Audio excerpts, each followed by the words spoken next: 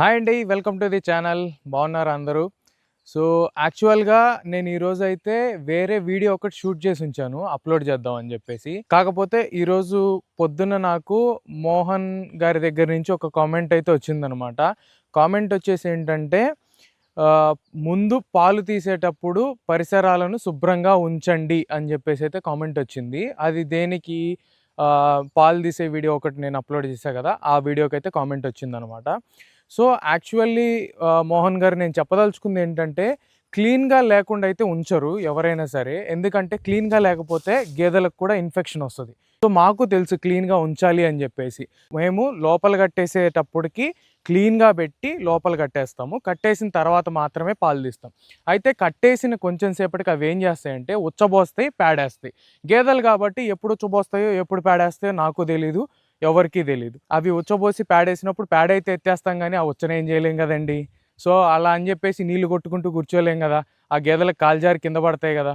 So అందుకని చెప్పేసి కొంచెం చెత్త అయితే వేస్తారనమాట అక్కడ, కాళ్ళు జారకుండా. అండ్ ఆల్సో మా మమ్మీ వెళ్ళి పాలు తీయాలి. పాలు తీసేటప్పుడు ఆ తడిలో కాలేసి కింద జారి పడే ఛాన్స్ ఉంది.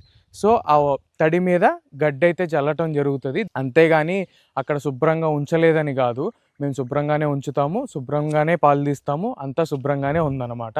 సో గేదెల సావిడి ఉన్న ప్రతి ఒక్కరికి అది కామన్. అంతేగాని మనము ప్యూర్ ఇంకా మన ఇల్లు ఎలా ఉంటుందో అంత నీట్గా అయితే ఉంచలేం కదండి. అండ్ ఆల్సో వాటికి వచ్చైనా పేడైనా అక్కడే వేస్తాయి. మనలాగా వాష్రూమ్స్ ఉండవు కదండి, వెళ్ళి వాష్రూమ్స్లో వేసి రావడానికి. కొంచెం అర్థం చేసుకోండి.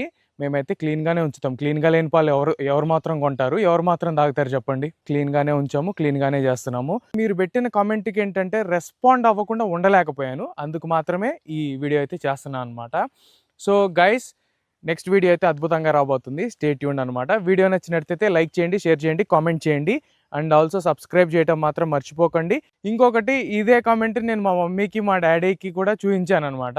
ఇలా అన్నారు మమ్మీ మిమ్మల్ని ఒకళ్ళు అంటే, వాళ్ళు కొంచెం హార్ష్గానే రియాక్ట్ అయ్యారు. ఎందుకంటే వాళ్ళ కష్టం వాళ్ళకి తెలుసు అనమాట. జస్ట్ అప్పుడే ఒక అరగంట ముందే క్లీన్ చేసి గేదెలను కట్టేశారు. కట్టేసిన తర్వాత అవి చేసే కాలకృత్యాలు అవి చేసుకుంటాయి. సో నేనైతే మరీ అంత హార్ష్గా రియాక్ట్ అవుదామని అయితే అనుకోలేదు. బట్ స్టిల్ ఏంటంటే, ఎక్కడో రెస్పాండ్ అవ్వకపోతే నిజంగానే క్లీన్గా లేదని ఫీల్ అవుతారేమో వేరే వాళ్ళు మీ కామెంట్ చదివి అని అనిపించి నేనైతే ఈ వీడియో చేయడం జరిగింది గైస్. నెక్స్ట్ వీడియో కోసం అయితే రెడీగా ఉండండి. Stay tuned. Thank you.